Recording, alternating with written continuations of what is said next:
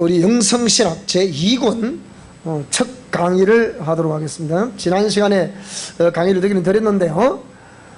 2권의 이 강의의 목적은, 우리 다 같이 강의의 목적 한번 읽어볼까 한번. 자, 읽어보 시작.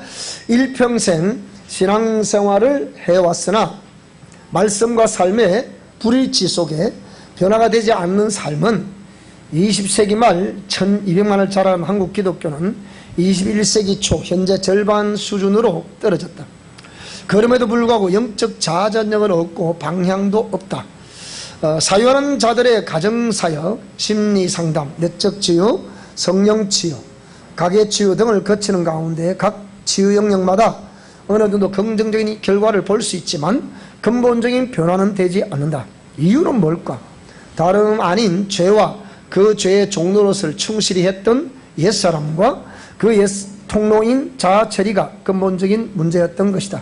뿐만 아니라 부정적인 죄의 DNA와 그 DNA에 의한 죄가 습관화, 체질화가 되므로 세월이 흐르는 가운데 인격화되어 버린 본인의 모습은 영들의 분별과 죄와 의를 구분할 수가 없어 체질화되어 있는 본능적으로 말하고 행동하고 있는 것이다.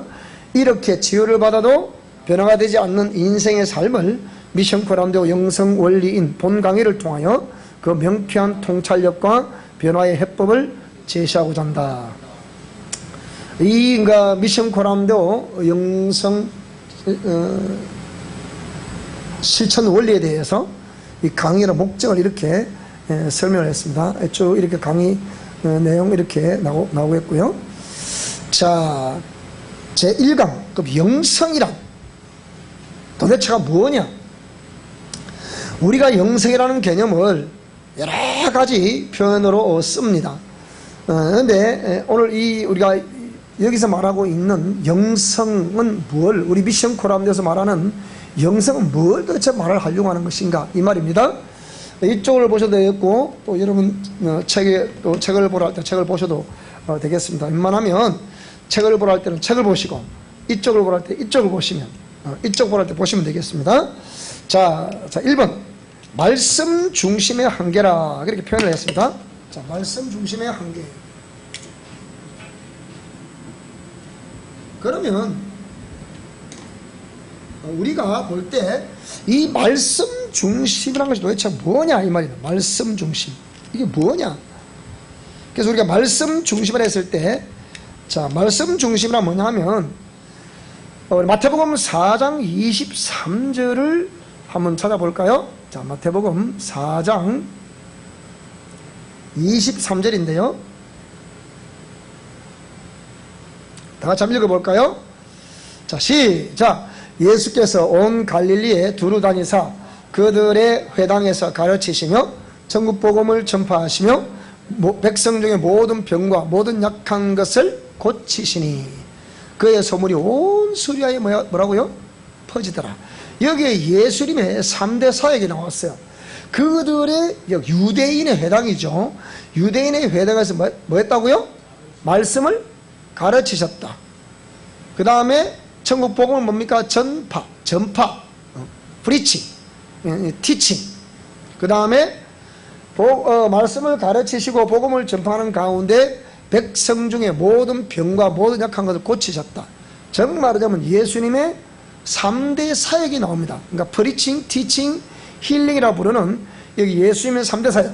자, 그 3대 사역 가운데 복음을 전파하는 것 또한 말씀 중심입니다. 자, 마가복음 16장 15절을 또 한번 보겠습니다. 이쪽으로 보세요. 16장 15절을 보게 되면요. 자, 시작. 또 이르시되 너희는 온 천하에 다니며 만민에게 복음을 뭐라고요? 전파하라. 복음을 전파하라는 것도 말씀을, 그러니까 이게 말씀 중심이라는 거예요. 그러면 디모데후서 4장 2절을 또 한번 보겠습니다. 자, 디모데후서 4장 자 2절. 자, 시작. 너는 말씀을 전파하라. 때를 얻든지 못 얻든지 항상 힘써라. 범사의 오래 참음과 가르침으로 경책하며 경계하며 권하라. 왜 이렇게 될 이유가 뭐 있습니까? 말씀 중심이라는 것이 말씀을 이게 가르치는 이것도 말씀 중심이라는 얘기인데, 자, 전파하는 것이, 가르치는 것이, 또 치유하는 것이 다 말씀 중심이에요. 그러니까, 자, 이 왜 그런 말씀을 전파하고 가르치라고 말하느냐? 이유가 있어요. 때가 이르는데 사람이 바른 교훈을 안 받으려고 하는 거예요. 이게 이제 문제인 거예요. 바른 교훈을 받지 아니하며 귀가 가려워가지고 뭡니까? 자기의 사욕을 따를 서성을 많이 둔다. 욕심. 내가 저 교회 가면 복을 받을 거야. 저 목사님 기도받으면 복을 받을 거야. 저 사역자의 기름 부음 받으면 복을 받을 거야. 뭐 이런 식으로 귀가 가려 자꾸 따라가요. 그렇게. 그러면 결국은 바른 교훈, 즉 말하면 주님께서 말씀하신 공의의 말씀이 바른 말씀인데, 바른 교훈인데, 이 공의의 말씀을 저버리고 뭡니까? 자기 구미에 맞는 것을 찾아간다 이 얘기예요. 이건 다르잖아요. 그죠? 그래서 자기의 사역을 따를 서성을 많이 둔다는 거예요. 자기의 사역을 따를 서성을 많이 두게 되니까 어떻게 되겠습니까? 자, 그렇게 되면 그 길을 진리에서 돌이켜 허탄한 이야기를 따르게 된다는 거예요. 여러분, 우리 주위에 뭐 이것이 옳다, 이것만이 옳다, 여러분 이것만이 옳다, 우리도 우리 미션 코람대여서도 미션 코람대만 옳다 이렇게 말하면 안 됩니다. 그러면 그 이상한 집단이 얘기합니다. 하나님 말씀이 옳다, 말씀이 옳다 말이에요. 맞잖아요, 그죠? 말씀이 옳다 말해야 돼. 말씀이 옳다 말해야 우리가 이상한 소리 안 듣습니다. 그런데 우리 미션 코람데오만이 가진 특징이 있습니다. 이렇게 되면 되는 거죠. 그죠? 그렇게 말을 해야 되거든요. 자, 그래서 말씀을 전파하는 것이 뭡니까? 이것이 뭐라고요? 말씀 중심이다. 전파라는 명령, 이것이 말씀 중심이다. 자, 두 번째, 아까 마태복음 4장 23절 읽었죠? 가르친다는 거예요. 디모데후서 4장 2절에도 말씀을 가르친다는 거예요. 티칭. 티칭 또한 뭡니까? 이거 말씀 중심이라는 거예요. 마태복음 5장 2절에도 예수님이 산상수훈이라고 그러죠. 산상수훈. 자, 마태복음 5장 2절 한번 볼까요? 마태복음 5장 자 2절 1절부터 보게 되면 예수께서 무리를 보시고 산에 올라가 앉으시니 제자들이 나왔습니다. 자, 입을 열어 가르쳐 가라사대 해서 이제 산상수훈이 시작되는 거예요. 그러니까 우리 산상수훈하면 산상팔복, 산상팔복만 산상수훈인가 보다 이렇게 생각하거든요. 그렇지 않습니다. 자, 무리를 보시고 산에 올라가 앉으시니 제자들이 나왔어요. 그 입을 가르쳤어요. 이 말씀, 산상수훈에서 가르친 말씀은 7장 맨 마지막까지 이어져요. 예수께서 이 말씀을 마치심에 무리들이 그의 가르치시면 놀랐다. 그 가르치시는 것이 권위 있는 자와 같고 그들의 서기관들 같이 아니하더라. 서기관들은 이 신학 박사들 아닙니까? 그들 그러니까 지식적으로 전하는 거하고 이건 전혀 차원이 다르더라. 예수님 하시는 것은 오늘 저 우리 미션 코라운데서 말씀을 들어보면 이것은 그냥 지식적으로 전하는 것이 아니고 교리적으로 전하는 것이 아니고 뭐라고요? 살아 꿈틀거리는 생명인 여기 우리 가운데 나타난다는 거예요. 이게 중요한 겁니다. 그러니까 이 가르친 것도 뭡니까? 말씀 중심이라는 거예요. 그 다음에 치유, 아까 마태복음 4장 23절에도 그 병든 자들, 눌린 자들 왔는데 모여왔는데 이렇게 그들을 이렇게 치유해 주시더라. 마가복음 16장 17절에도 믿는 자들에게는 이런 표적이 따른다 해서 이렇게 귀신들 쫓아내고 방언도 말하게 되고 이렇게 복음을 전파하고 이것도 그러니까 말씀 중심이라 했을 때 따라 전파, 가르침, 치유 이게 전부 다 말씀 중심이라는 거예요. 무슨 말씀이 되죠? 이게 말씀 중심이다. 자, 그런데 그렇게 말씀을 말씀하신 그 하나님은 살아계신 하나님이라는 거예요. 따라 하나님은 살아계신다. 시작. 다시 한번 시작. 하나님은 살아계신다는 거예요. 출애굽기 3장 15절을 보게 되니까 자, 출애굽기 3장 15절. 자, 3장 15절을 보게 되니까 자, 이게 호렙산 떨기나무 불꽃 가운데 산 호렙의 이름에 여호와의 사자가 떨기나무 가운데로 나오는 불꽃 안에서 그에게 나타내시니라. 떨기나무 불이 붙었으나 떨기나무가 사라지지 아니하더라. 타지 아니하더라. 근데 그 가운데서 뭡니까? 부르죠. 모세야, 모세야 불렀습니다. 불렀어요. 이렇게. 그럼 도대체 당신이 누굽니까? 내가 여기 있습니다 말하니까 가까이 오지 마라. 네 신발을 벗어라. 나는 네 조상 하나님이니, 네 조상의 하나님이니 아브라함, 이삭, 야곱의 하나님이다. 그러니까 모세가 그 하나님 뵙기를 두려워하는 거예요. 근데 하나님이 하신 말씀이 내가 애굽에 있는 내 백성의 고통을 분명히 보았다. 그들이 그들의 감독자로부터 말미암아 노역을 함으로 인해서 부르짖는 소리, 근심의 소리 내가 다 들었다. 그래서 그 팔레스틴 땅에서 그러니까 애굽 땅에서 적과 꿀이 흐른다는 이 약속의 땅으로 인도하게 될 것이다. 그런데 그렇게 말씀하였지만 도대체 이 모세가 생각할 때는 아니 그러면 지금 나를 부르신 하나님을 뭐라고 해야 되겠습니까? 근데 그 얘기예요. 모세가 하나님께 아뢰되 내가 이스라엘 자손에게 가서 이르기를 너희의 조상의 하나님이 나를 너희에게 보내셨다 하면 왜? 아브라함의 하나님, 이삭의 하나님, 야곱의 하나님. 그러니까 아브라함의 하나님, 이삭의 하나님, 야곱의 하나님. 또 밑에 이제 모세. 그런데 그 후손들인 이스라엘 백성들이 지금 어디서 뭐하고 있습니까? 애굽에서 지금 종사를 하고 있다. 노역 종사를 하고 있다는 거예요. 그러니까 나는 너희 조상 아브라함, 이삭, 야곱의 하나님이다. 이 조상 하나님이 나를 너에게 보내셨다고 해라. 그 얘기예요. 그럼 그들이 내게 묻기를 그 이름이 뭔데? 그분이 이름이 누군데? 라고 물으면 내가 무엇이라고 그들에게 말하리까? 이랬어요. 자, 그랬더니 모세가 뭐라고요? 자, 3장 14절 시작. 하나님이 모세에게 이르되 나는 스스로 있는 자이니라. 또 이러시되 너는 이스라엘 자손에게 이같이 이르기를 스스로 있는 자가 나를 너에게 보내셨다 하라. 이렇게 말하고 있는 스스로 있는 출애굽기 3장 스스로 있는 자가 스스로 있는 자가 나를 너에게로 보냈다고 해라. 이렇게 좀 설명하고 있는 거예요. 여기 나오죠. And God said unto Moses, I am that I am. 나는 스스로 인자. 그러니까 신만이 말할 수 없는 나는 스스로 인자. 그러니까 자존자다 이 말이죠. 자존자가 나를 너에게 보냈다고 해라. 그 말입니다. 그러니까 이 말씀을 말씀하신 그 하나님은 살아계신 분이다. 그 얘기입니다. 무슨 말이 되죠? 그죠? 디모데전서 4장 10절에도 하나님은 살아계십니다. 자, 근데 살아계신 하나님이 하신 말씀 또한 뭐라고요? 살았고 운동력 있는 말씀이다.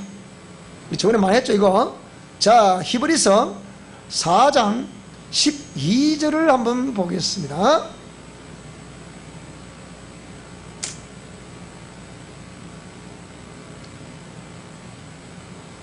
자, 4장 12절 시작. 하나님의 말씀은 살아있고 활력이 있어 좌우의 날서는 어떤 금보다도 예리하여 혼과 영과 및 관절과 골수를 찔러 쪼개기까지 하며 또 마음의 생각과 뜻을 판단하신다. 말씀은 살았고 활력이 있다. 활동력이 있다 이 말이죠. 운동력이 있단 말이죠. 그러니까 좌우의 날서는 어떤 금보다도 예리하다 해서 혼과 영과 관절과 골수를 다 찔러 쪼갠다 그 얘기예요. 오늘 말씀을 듣는 가운데 저와 여러분들 강력한 치유의 역사가 있기를 축복합니다. 그리고 이 말씀 앞에 악한 영들도 다 물러갈 수 있기를 축복합니다. 모든 문제도 다 물러갈 수 있기를 축복합니다. 이렇게 살아있는 말씀입니다. 하나님이 살아계시다고 하면 하나님 하신 말씀을 증거하는 그 말씀 또한 살아있는 말씀이어야 된다 그 얘기야. 뜨끈따끈한 이런 말씀 줘야 돼요. 겨울에 찐빵을 줘도 막 쪄낸 찐빵, 뜨끈따끈한 막 쪄낸 찐빵, 이게 맛있잖아요. 근데 구두버린 맛이 있어 없어? 그게 별 맛이 없어. 그러니까 말씀을 오늘 이 시간 우리 현장에서 살아 역동하는 말씀이 돼야 되는데 거짓의 말씀을 들으면 역동성이 있다 없다? 역동성이 없으니까 변화가 안 되는 거예요. 역동성이 있어야 변화가 일어나는 거예요. 이 차이점이라. 저와 여러분 말씀 듣다가 반드시 이 말씀이 저와 여러분 심령과 골수를 찔러 쪼개는 역사 있기를 축복합니다. 그렇게 돼야 돼요. 그래서 우리가 말씀 받들고 기도한다 그 말이 그 말이에요. 말씀 받들고 기도하면 반드시 우리 삶에서 그것이 경험이 돼야 되는 거예요. 내 육체에서 경험이 돼야 되는 거예요. 그래야 아 하나님은 살아계시는구나 이걸 알게 된단 말이죠. 중요한 내용이죠. 그러니까 살아있는 말씀이다. 자 그러면 이 하나님이 그때만 말씀하시고 지금은 말씀 안 하시느냐 그 얘기예요. 그러니까 그 하나님은 오늘 이 본문 또 의계에 나와 있는 히브리서 13장 4절에 보니까 동일하신 하나님이었다. 어떻게 동일하시다는 거예요? 자 히브리서 13장 8절 한번 볼까요? 다 읽겠습니다. 시작. 예수 그리스도는 어제나 오늘이나 영원토록 동일하시니라. 과거에도 그 하나님은 그 하나님이고 오늘 현재 저와 여러분이 경험하고 있는 하나님도 그 하나님이고 미래에도 우리에게 이런 경험을 시켜주실 분은 살아 역사하시는 하나님이다. 살아 역동하는 말씀을 주신 그 하나님이다. 이렇게 확신 있게 말을 해야 성도들이 그 말씀 듣고 뭐 치유를 받기로 하든지 힘이 나기로 하든지 뭐 옛사람이 죽이기로 하든지 뭐 소환할 거 아닙니까? 근데 뭐라고요? 하나님은 살아계신 것을 믿으시기 바랍니다. 그 백성들이 아멘 하죠. 회복이 잘 안 되더라고 보니까. 문제가 생겨서 잘 안 되니까 목사님 저 문제가 생겼는데요. 잘 안 되네요. 하나님 목사님 그때 말씀하셨잖아요. 네 했죠. 살아계시다 그랬잖아요. 그랬죠. 근데 회복이 잘 안 돼요 목사님. 기도 더 하세요. 간단해요 그거. 또 뭡니까? 회개를 안 했는 거 회개하세요. 또 좀 더 지나면 뭐라고 합니까? 믿음이 없어 그렇지. 이런 말 합니다. 책임 하나도 안 져. 지금 강단에서 선포되고 있는 말씀이 살아있는 말씀인지 아닌지 이 말씀대로 함으로 인해서 본인이 경험되면 살아있는 말씀이라고 확신한다니까요. 그렇지 않습니까? 그죠? 믿는 자들에는 그런 표적이 따르게 되어 있다고 말하잖아요. 그러면 언제든지 설령 우리가 저도 오래전에 다 체험해 봤습니다. 근데 지금은 체험이 잘 안 돼요. 예. 지금 오래 신앙생활 하게 되면 이제 인격적으로 이제 성숙해졌기 때문에 믿고 따라오라는 거죠. 그 사이는. 그렇지만은 강단에서는 살아있는 말씀을 계속 전해야만이 또 지금 오는 사람도 또 경험하고 그러면서 우리가 과거의 지난날 추억을 생각하게 되고 그죠? 그래서 계속 우리 신앙생활 역동성이 그렇게 있어야 되는 거예요. 이게 없기 때문에 신앙생활 오래 하면 할수록 괴리가 더 생기고 오래 하면 할수록 고민도 더 생기고 오래 하면 할수록 자꾸 이제 인간적인 눈에 보이니까 이제 대적을 하는 거예요. 그러다가 이단에 빠져버리고 막 이방 종교에 빠져버리고 막 그런 거란 말이에요. 자, 우리가 하나님은 살아계시는 것을 믿으시기 바랍니다. 하나님 말씀이 살아있는 것을 믿으시기 바랍니다. 그 하나님이 그때나 지금이나 앞으로도 역사하실 그분인 것을 믿으시기 바랍니다. 그런데 신학에서 뭐라 말하느냐? 기적 종료설을 기적 종료설. 기적은 예수님 당시로 끝났다는 거예요. 그러면 하나님은 어제나 오늘이나 영원토록 동일하신 분인데 하나님이 기적을 그때만 기적을 일으키시고 지금은 안 일으키시고 미래는 더 안 일으키시고 그렇습니까? 앞뒤도 성경의 앞뒤도 안 맞는 소리를 하니 또 이걸 믿고 따라가니 정말 답답하네요. 제가 치유사를 35년 해본 사람이 좋아서 보통 답답한 게 아니에요. 이거는 나는 그걸 사단의 역사로 봅니다. 마귀의 역사로 보는 거예요. 그걸. 왜 하나님은 전지전능하신 하나님인데 그 하나님을 그때는 역사하셨지만 지금 역사하지 않으신다 이렇게 가르치냔 말이지. 믿음은 들음에서라고 들음은 그리스도의 말씀으로 말미암았다 그랬잖아요. 로마서 10장 17절에. 그러면 그 살아 역사하시는 하나님을 자꾸 말씀을 선포로 해야 말씀대로 역사하는 거예요. 그러니까 성경은 네 믿은 대로 되라 그랬지 않습니까? 그래야 되는 거거든. 그런데 그렇게 하지 않는다는 거예요. 기적은 예수님 당시에는 천국 복음을 전파하시기 위해서 하나님의 살아 역사하심을 전파하기 위해서 잠시 그런 표적을 보여줬다. 그런데 수많은 사람들이 하나님께로 돌아왔다. 그래서 더 이상 이제는 기적의 필요성을 느끼지 않는다. 끝났다. 이게 기적 종료설이에요. 여러분이 들어봐도 앞뒤가 맞아 안 맞아 이게? 봐라, 초등학생도 안 만다 그런다. 아니요 그러잖아. 그런데 이걸 누가 신학 박사님들이 지금 이렇게 종료됐다는 얘기하는 거예요. 이게. 이걸 복음주의란 거라.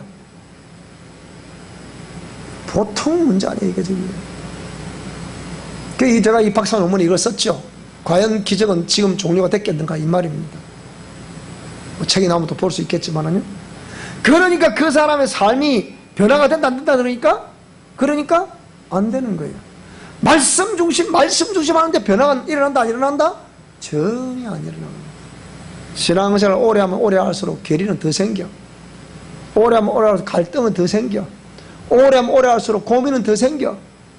오래 하면 오래 할수록 시험은 더 들어. 도대체 하나님 어디 가셨노 도대체? 내가 믿는 하나님 어디 갔습니까? 분명히 살아계시잖아요. 불러도 대답은 없는 이름이야. 결국 부르다가 내가 죽을 이름이라니까. 근데 그게 아무도 책임을 져준다 안 져준다? 아무도 책임 안 져줍니다. 목사님 상담하고 싶은 게 있어요. 그것이 할 게 있어야지. 너무 아파요 목사님 기도해 주세요. 내가 예수를 믿는 질병은 떠날지다 했는데 안 나. 이 더러운 귀신은 예수님을 떠나랬는데 말똥 있어. 그럼 어찌 되겠습니까 이게. 그런 부당함 때문에 자꾸 그 주장하는 거예요. 기적은 끝났다. 따라 기적은 끝났다. 기적은 끝났다. 그럼 기적이 일어나겠어요? 근데 실제 그런 교회들도 실제 기도하는 사람들 통해서 기적은 계속 크고 작은 기적이 일어나요. 일어나죠. 근데 봐. 나는데도 불구하고 여기서는 끝났다고 자꾸 선포를 하는 거예요. 근데 끝나지 않았다. 지금도 진행된다. 라고 말을 해야 역사일 하는 거예요. 그렇지 않습니까? 그죠? 그래야 이거 영혼들이 막 힘을 얻고 그냥, 맞아. 이래 될 새끼인데.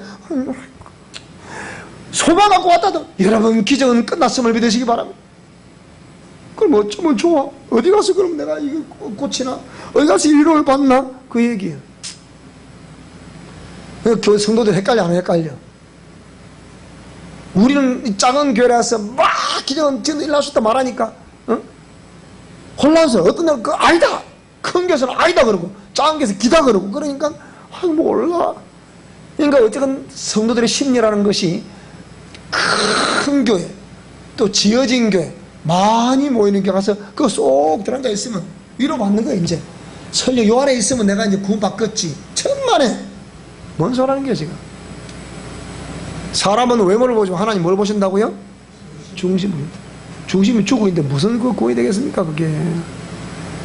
자, 그래서 말씀 중심이라는 한계, 이걸 왜 그럼 한계가 결국 뭐 때문이란 겁니까?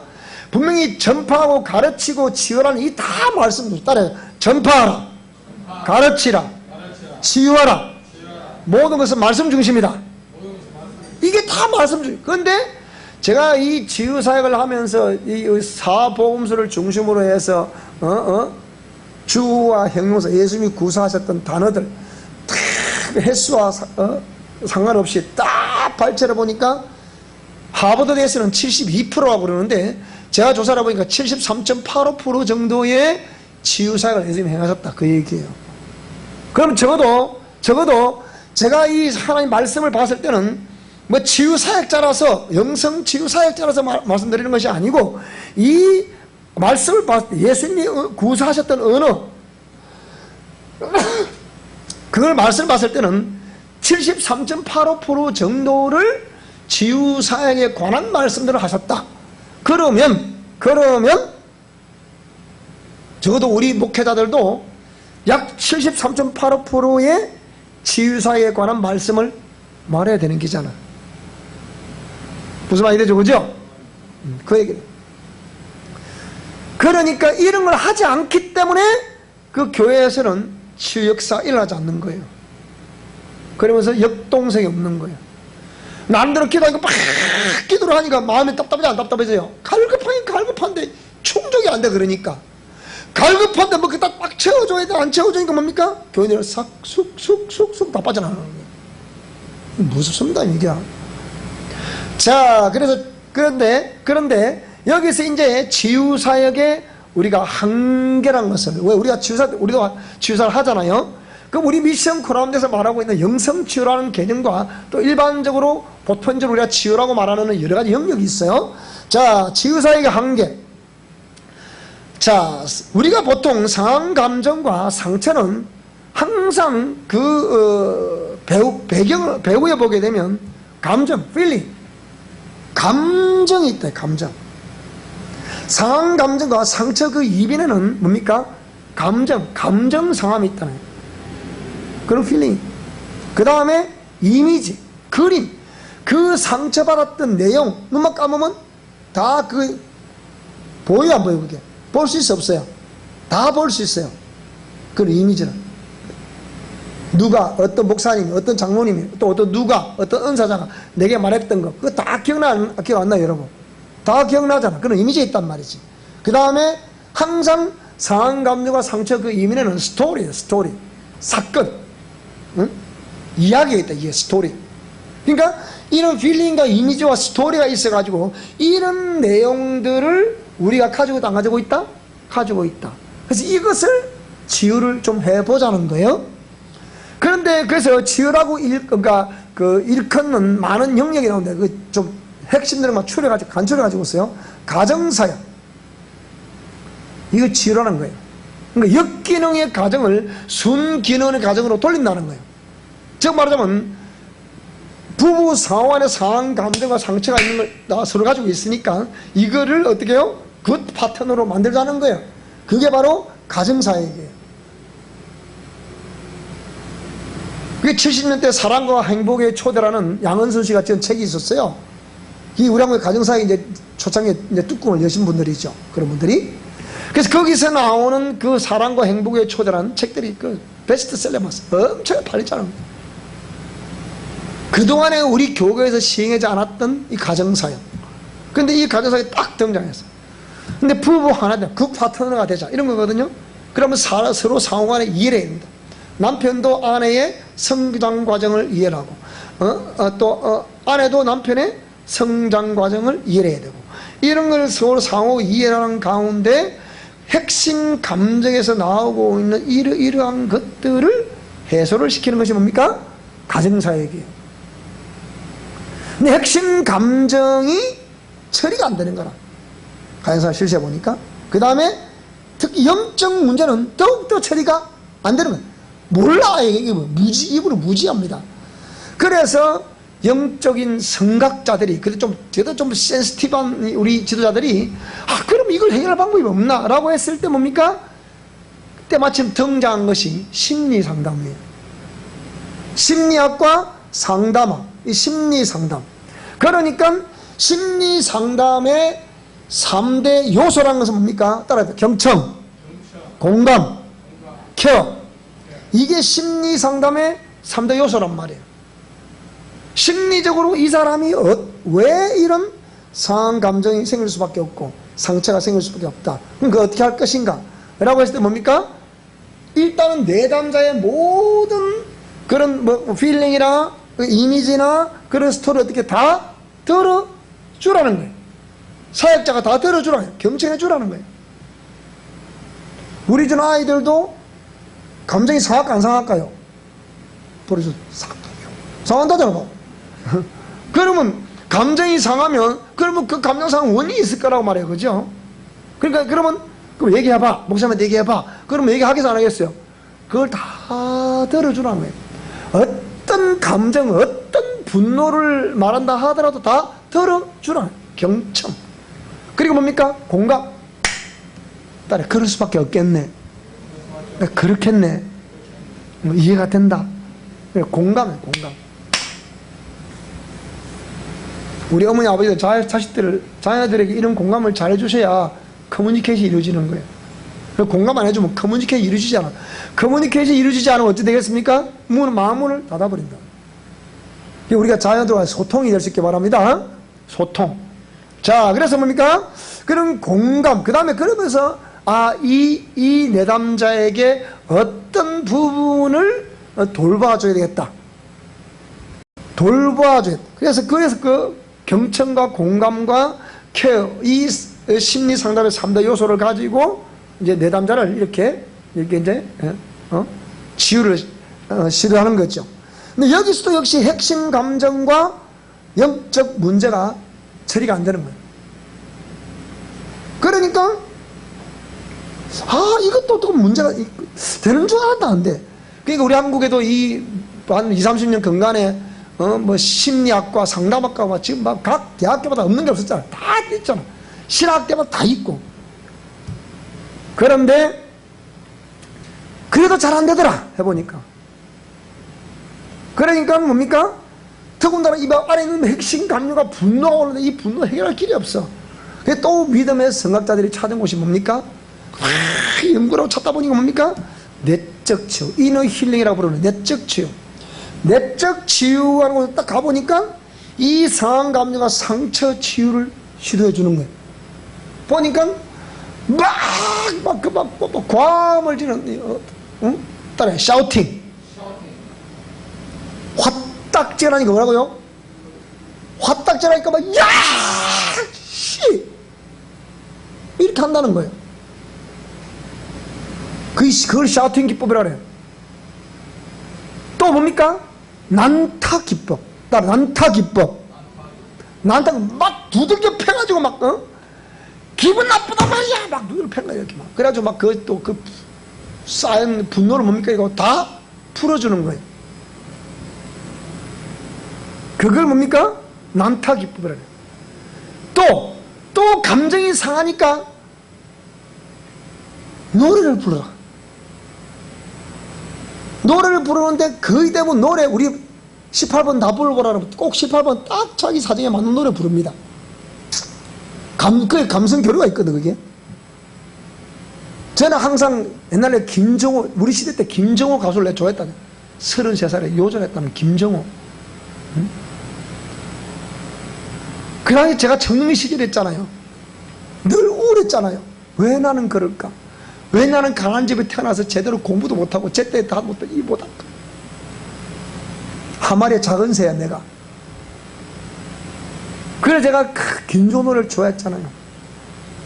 고요한 밤 하늘에 작은 구름 하나가 바람결에 흐르다 머무는 그곳에는 길 잃은 새 한 마리 집을 찾는다. 세상은 밝아오고 달마저 기우는데 수말리 먼 하늘을 날아가려마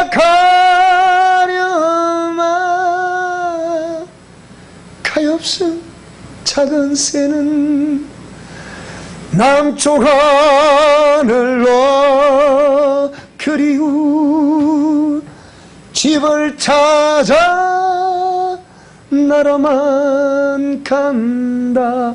흠하죠, 그죠? 서울에 내가 이 노래 불렀더니 목사님 노래 잘하시네요. 그래. 내가 가수인지 모르나? 우리 아들이 가수인지 모르나? 그러니까 그게 딱 한 마리 작은 새가 나야. 모든 새는 딱 자기 채소 도는데 남자가 막 날아가더라. 따싸고 날아가더라. 어디 간지 몰라. 근데 그게 허무야. 김정호 자기 인생이 그렇거든. 폐뼈로 피를 통 노래 부르다잖아. 자기 인생이 고 이렇게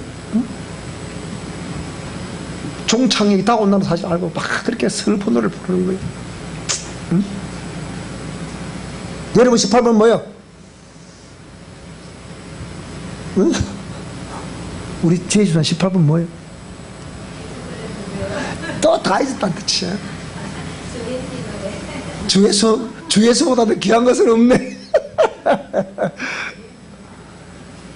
연세만은 우리 어저께도 어디가 KBS가 어디가 보니까 뭐 며칠 전에 보니까 얼핏이라도 훅 보니까 아침에 보니까 그 막 누구야 그 가수 그 장윤정이가 남편랑 같이 진행하는 프로그램이 있더라고. 보니까 거기 보니까 79 되시는 분이든가 나와가지고 야야야 내 나이가 어땠어 사랑하기 딱 좋은 나이 뭐 이러는 거예요. 또 한 번 나오니까 참아야 한다기에 울면서 보냅니다 여자의 일생 아싸라비야 많이 부르는 거. 그렇게 하다 보면 이 스트레스 풀어진다 안 풀어진다? 풀어진다. 또 어떤 사람들은 여행을 간다. 그거 다 풀어진다. 또 어떤 사람들은 시를 쓴다. 이 각종 테라피. 이렇게 해서 뭡니까? 안에 있는 이 분노, 상한 감정, 상처들을 팍 풀어내고자 하는 거예요. 그런데 보니까 그렇게 막 하다 보니까 휘릭 뭐가 뒤집어졌어. 영적 존재가 등장한 거예요. 근데 이걸 아니 이게 도대체 뭐야 이게? 보니 막 거품을 막 난리야 이러거든요. 영적 문제를 근본적으로 처리를 못하는 거예요. 내적 치유에서. 미국의 왜 그런 거 아니에요? 이게 거의 대부분 심리 상담을 근거로 해가지고 치유를 시도하기 때문에 이게 안 되는 거예요, 이게. 그런데 예수님 밖에서도 심리 상담 영역에서 케어를 해줄 수 있는 미국의 심리 상담학교에서 약 6 내지 7%밖에 우리가 케어해 줄 수가 없다. 그 외에는 영성 영역으로 가야 된다. 치유와 영성 영역으로 들어가야만이 가능하다. 그랬거든요. 근데 이게 마치 내적 치유가 다 되는 것처럼 심리 상담이 다 되는 것처럼 얘기를 하거든요. 우리 이생은 심리 상담 받아봤다잖아요. 안 되더라 해보니까. 안 된다는 얘기야. 안 되게 돼 있습니다. 그것도 그 방식으로 치유를 해가지고서 어느 정도까지는 치유가 돼요, 그게. 전혀 안 되는 건 아니에요. 전혀 안 되는 건 아닙니다. 어느 정도까지는 치유가 되는데, 그 다음에 또 안 되는 거예요. 내적 치유도 어느 정도까지는 되는데, 그 다음에 안 되는 거예요. 누가 그러니까, 목사님은 내적 치유, 치유 안 된다고 그러대요? 누가 치유 안 된다고 했습니까? 어느 정도까지는 되는데, 그 다음에 안 된다, 이 말이에요. 무슨 말씀이 됩니까? 영적 문제는 접근도 못하는 내적 치유에서는. 더군다나 내적 치유라는 것을 예수님 밖에서도, 기독교 안에 밖에서도, 저 사회에서도 어떤 그런 심리 상담을 전공한 상담사들에 의해 가지고 뭡니까? 막 그 치유를 시도하더라, 그 얘기예요. 오히려 교회보다 더 리얼하게 하더라. 모든 시스템이 갖춰져 있으니까. 난타만 여기 뭐 마음 수련도 막 난탈해서 치유하고 있거든요. 마음 수련에서도. 예? 그런데도 하고 있다고. 신천지도 막 그런 거 다 한다니까요.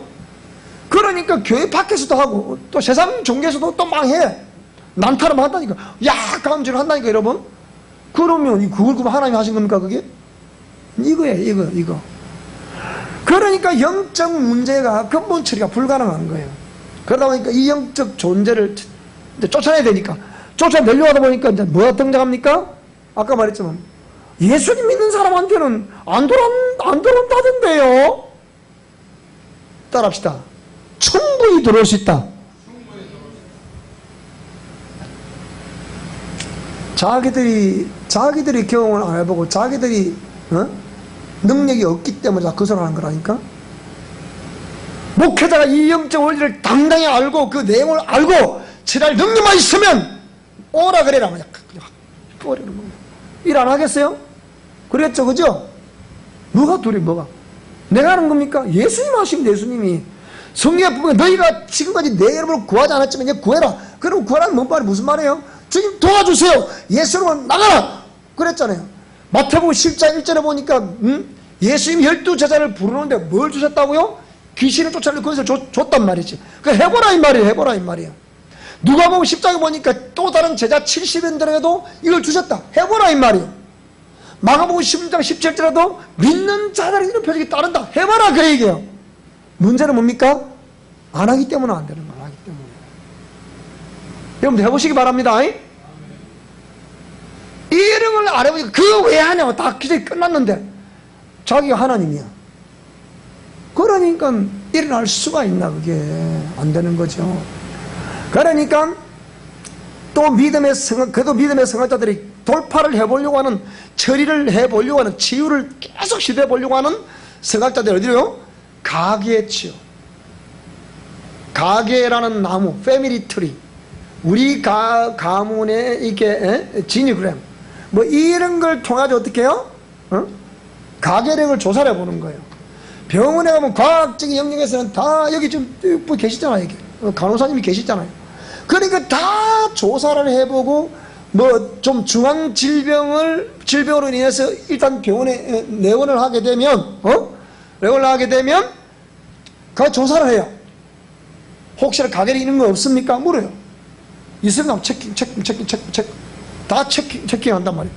체킹을 해가지고 어떻게 해요? 그걸 토대로 해가지고서 요즘은 유전체 분석 검사라는 게 있어요. 유전체 분석 검사.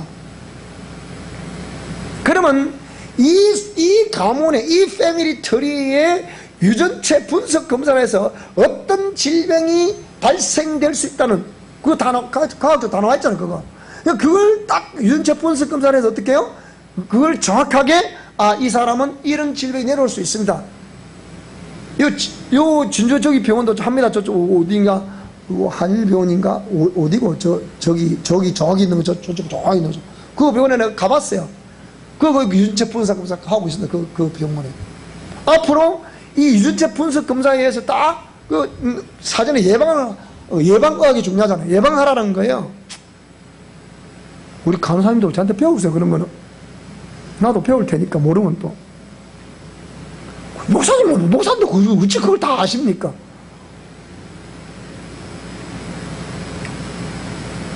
그래가지고 뭡니까? 유전체 분석 검사를 딱 해보니까 이 사람은, 이 병은 놔두면 앞으로 진척이 이렇게 진척이 됩니다. 사전에 예방을 하라 그 얘기. 무슨 말씀이 되죠, 그죠? 이런 데로 오는데 교회에서 뭐라 말하냐? 그런 거 없다. 예수님 믿으면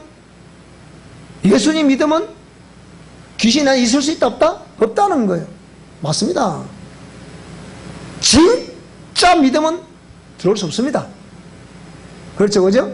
근데 진짜 믿냐 물어보면 내가 그렇습니다만은 이렇게 나온다니까요. 나는 진짜 A급 그리스도인이다. 아멘. 이게 바로 박자 늦은 아멘이 아니야. 빨리 아멘 하려면 해야지. 참 대답하기 곤란하죠, 그죠? 대답하기. 저도 우리 교회 수준만 되면 그래도 아멘 하면 됩니다. 아멘! 아멘. 그러니까 딱 조사를 해보니까 뭡니까? 그래서 제가 우리 논문에서 뭐 썼냐? 영적 유전자라고 쓴 거예요. 그래서 일반적인 유전자, 부모님의 장단점, 신체적인 특성, 뭐 성격적인 부분들, 뭐 이렇게 해서 어떤 그런 특정의 어떤 유전된 부분들이 우리 가운데 볼 수가 있는데, 그럼 그것만 볼 수 있겠냐 이 말입니다. 그것처럼 영적 유전자도 우리에게 부모님을 통해서 분리유전되어 내려온다 얘기예요. 한 생명체가 잉태되고 탄생돼서 이게 성장할 동안 뭡니까?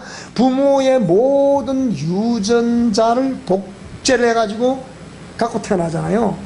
그 유전자 정보를 다 가지고 태어난다 이 말이에요. 쉽게 얘기하면. 그러니까 그런 긍정적인 요인도 부정적인 요인도 다 가지고 태어나는 거예요. 그러니까 너희 아이 둘이는 진짜 복받은 아들들이요. 믿는 부모님 사이에 태어났으니까 복받은 아들. 두 사람 따라해요. 자, 나는 복받은 사람이다. 복받은 사람입니다. 앞으로 우리 선생도 좋은 사람 만나 결혼해가지고 복받는 자녀를 생산할 수 있기 바랍니다. 그렇게 해야 되는 거예요. 네. 네. 자, 그래서 가계력을 조사를 해보니까 이런 거다. 근데 그 어떤 못된 영들의 역사가 있었다. 그 얘기예요. 그러니까 신학에서는 믿는 자들은 침투할 수 없다. 예, 침투할 수 없죠. 그런데 우리가 예수님을 잘 들어보세요. 예수님을 영접했다는 건 정확하게 표현하자 우리 보통 마음속에 영접했다고 말하는데 얘기를 내 마음속에 영접했다고 말하는데 정확하게 표현하자면 내 영에 주님을 영접한 거예요. 사람은 영과 혼과 육으로 되어 있다네요. 어떤 신학에서는 교단에서는 이분설을 어떤 데는 삼분설을 줘요. 영과 혼과 육으로 되어 있다. 아니 영혼과 육체로 되어 있다 이렇게 말하거든요. 영과 육체로 되어 있다는 개념은 그거는 존재론적인 시각에서 본 시각이고 영과 혼과 육은 삼분설로 되어 있다는 거는 기능론적인 입장에서 본 거예요.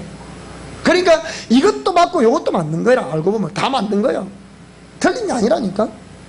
그런데 결국은 혼이라는 것은 그러니까 흙으로 사람을 빚어가지고 그 속에 영을 불어주실 때 동시에 부여받은 기능이 혼입니다. 그러니까 혼은 반드시 영의 종속될 수밖에 없는 거예요. 그러니까 끝에 가보면 존재론적인 측면에서는 영혼과 육체로 되어 있다는 표현이 맞습니다. 그런데 그 고유의 기능, 영의 기능, 혼의 기능, 이렇게 육체의 기능, 이걸 기능을 보면 그렇게 쪼개놓고 보니까 그것도 맞는 표현이다. 그 얘기예요. 영도 양심과 직관과 연결하는 기능을 가지고 있잖아요. 혼은 지정의라는 기능을 가지고 있잖아요. 육은 오장육부라는 기능을 가지고 있잖아요. 이렇게 각 기능을 가지고 있다. 기능. 무슨 말이 되죠? 그래서 3분세냐 2분세냐 이거는 그게 2단 12 그런 개념이 아니에요. 무슨 말씀이 이해되죠? 그죠?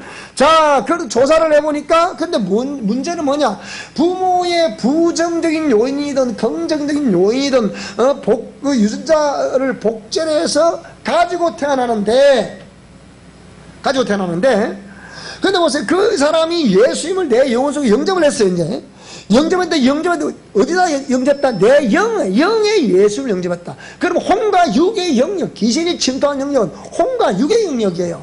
그러니까 믿는 사람이라 한다 하더라도 옛사람과 자아를 죽이고 깨뜨리지 않으면 여전히 내 육신의 의의 병기로 들여야 되는데 불의의 도구로 자꾸 쓰임받고 있으면 죄의 종로로 타고 있으면 100% 들어옵니다.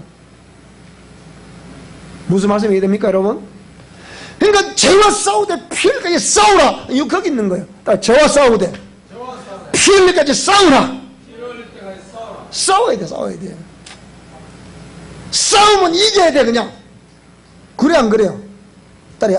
영적 전쟁에서는 반드시 이겨야 된다. 적을 죽이지 않으면 내가 죽는다. 그러면 불을 켜고 막 싸워 이겨야 돼 그냥. 이랬으면 큰일 납니다 이러면. 네? 여러분 저놈이 밥을 많이 국수를 많이 드셔가지고 피곤하시면 이래도 뭡니까? 싸우고 무엇이라고요? 일이 돼야 돼. 그래서 싸워 이기시기 바랍니다. 내가 어저께 저놈 그저 금요일에 철학 기도하면 놀랬단 말. 뭐 이놈이 1시간 반 동안 저는 조금 그런 기도를 하더라니까. 내 조금 앞에 큰 도구 될 거예요. 하나님 큰 장로 된다 그러는데 큰 장로 될게 뭐라 1시간 반 동안 내가 막 지도 얼마나 피곤한지 막 가다가 아이고 뭐 자더라고. 얼마나 피곤한지. 잘한다 잘한다. 아이들이 힘과 용기를 가지고 자라야 돼. 그런 메시지를 던져야 영혼이 살지. 그래 안 그래요? 그런 거래. 자, 그래서 이 가계의 치유라는 것은 가계력을 청구해서 악한 영들을 쫓아내는 죽기 사역을 하는 것을 가계치유라고 그래요. 그런데 이 가계치유를 자꾸 해보고 또 해보는데 쫓아내면 또 들어오고 쫓아내면 또 들어오고 이 사람 환장하는 거예요. 저도 오랜 주사사를 해봤지만 처음에는 이거 풀쓰면 수수께끼니 내 힘으로 안 되는 거다 이거. 하나를 가보면 이제 그때는 알게 되겠지. 예수께 물어보면 되니까. 그런 생각했거든요. 근데 그렇지만 계속 끊임없는 내가 이걸 반드시 이걸 정복하고 말 거야. 이 근본 원인을 정복하고 말 거야. 그거 제가 당해보니까 알겠더라고. 10년을 광야 생활 속에서 처절하게 살아보니까 원인을 알겠다. 그 원인이 뭐라고요? 옛사람 같이 하라. 죄에게 종노릇하는 옛사람 같이 하라. 그것 때문에 악한 년이 또 치고 들어오면 그러니까 변화가 안 돼. 그러니까 사역자들이 여기 고뇌가 있는 거예요. 어?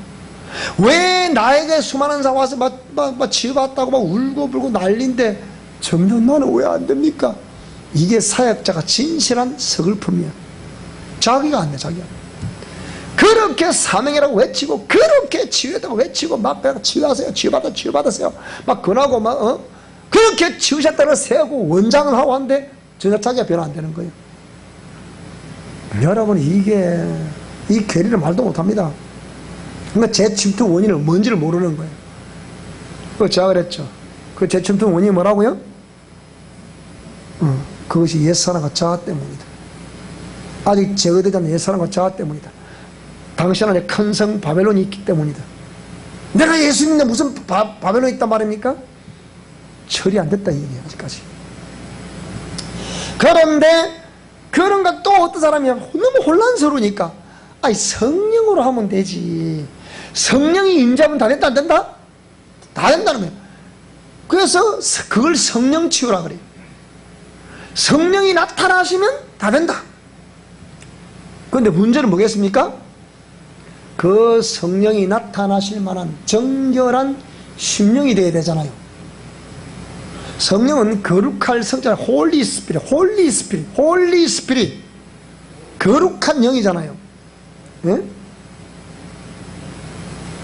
거룩한 영인데 거룩한 성령은 한문도 거룩할 성자에다 신령영자잖아요. 그러면 이 거룩한 영은 거룩하지 않는 영혼 속에 올 수 있다 없다? 없다는 거예요. 거룩하게 되어 오신다는 거예요. 그럼 내가 뭐라고 거룩하다고? 나는 예수 믿기 때문에 거룩합니다. 근데 예수님 인정해 주시겠습니까? 나는 거룩하다고 자신에게 말하는데 예수님이 그래 너는 참 거룩하구나 이렇게 인정하실까 안 하실까요? 따라서 잘 모르겠어요. 맞습니다. 잘 모르는 거예요. 그럼 그 권리는 누구한테 있는 것이다? 하나님께 있는 것이다. 근데 사람들은 그런 립서비스를 했다고 해서 그 거룩한 성령이 거룩한 하나님 내 속에 와 계시다고 생각하는 거예요. 근데 실제로 와 계시다 안 계신다? 생각해 봐야 되는 거예요. 그러니까 귀신이 마음대로 와서 설쳐버리는 거지. 그러니까 성령이 나타나시려고 하면 내 심령 성결이 깨끗해야 돼요. 깨끗해야 예수님의 보혈로 깨끗해요. 그러니까 회개하라는 이유가 거기 있는 거예요. 회개하라 천국이 갖고 왔다. 깨끗해야 누가 오신다고요? 성령님 오시는 거예요. 오셨어도 지속적으로 계속 깨끗하게 또 깨끗하게 한 번만 깨끗하게 하면 되지 뭐 자꾸 깨끗하게 하라고 그러느냐 또 이럽니다. 또 사람 환장한다니까. 이게 한 번만 딱 임했으면 딱 되는 게지 뭐 자꾸 예수님 오세요 예수님 오세요. 내가 이거 묻겠습니다. 오늘 국수 맛있게 드셨어요 안 드셨어요? 오늘 진짜 맛있더래. 자취국수 너무 진짜 맛있더라. 그거 장사가 되겠던데 근데 보니. 그런데 뭐 근데 그래서 닦고 담았어요 안 닦고 담았어요? 맛있게 먹은 그릇 또 닦아놔서 안 닦아놨어요? 뭐 닦는 그럼 한 번 닦았으니까 그래도 놔고 또 쓰면 되지. 물새도 많이 나가는데 무슨 말이 돼 지금? 한 번 영접했으면 다시는 안 해야 된다는 거야. 그 예수님이 내가 들어가마 그 말씀하시던가요 혹시나? 예수님 영접할 때? 없잖아 그게. 그런데 사람이 무조건 내가 영접할 때 나는 예수님 와 계신다 행동 엉망진창을 하면서 뭘 보고 믿으라는 거예요. 그러니까 세상 사람들이 야야야야야야 예수 믿어 내 죽을 믿으라 이런다니까요. 그래서 얘기 못 들어봤어요? 양심이나 바로 쓰라래. 양심이나. 교회 다니는 사람만큼 욕심 많고 이기주의고 그런 사람 있냐? 또 이럽니다. 꼼짝을 못하는 거. 그러니까 그런 사람도 있지 뭐 또 이런 사람도 있고 또 좋은 사람도 많다 이거 할 말이 있어야 되지. 대답이 너무 공색한 거예요. 논리가 없어. 억지죠 억지. 그러나 뭐라고요? 따라 도구가 정결하면 주님은 마음껏 임자신다. 성령님은 마음껏 임재하신다. 그리고 자꾸 나는 내 자신을 깨끗하게 자꾸 만들고 빚어서 또 닦아서 회개하고 또 행실도 고치고 올바른 습관을 또 기르며 이거 자꾸 고쳐면 어떻게 해요? 그리고 자꾸 심령이 깨끗해지는 만큼 성령 충만한 기름 부으심이 임하게 되고 그게 충만히 넘쳐야 나타나야 된다 이 말입니다. 무슨 말씀이 이해되죠? 자, 그리 될 때 악한 자들이 못 들어오는 거예요. 이제 무슨 말씀이 이해되죠? 그죠? 그 얘기예요. 그러면 성령님이 임재할 수 있도록 도구가 전결해야 되는데 우리 주위에 성령으로 행한다답시고 은사자들 보면 성격이 곱든가요? 아니면 깨끗하게 들어가요?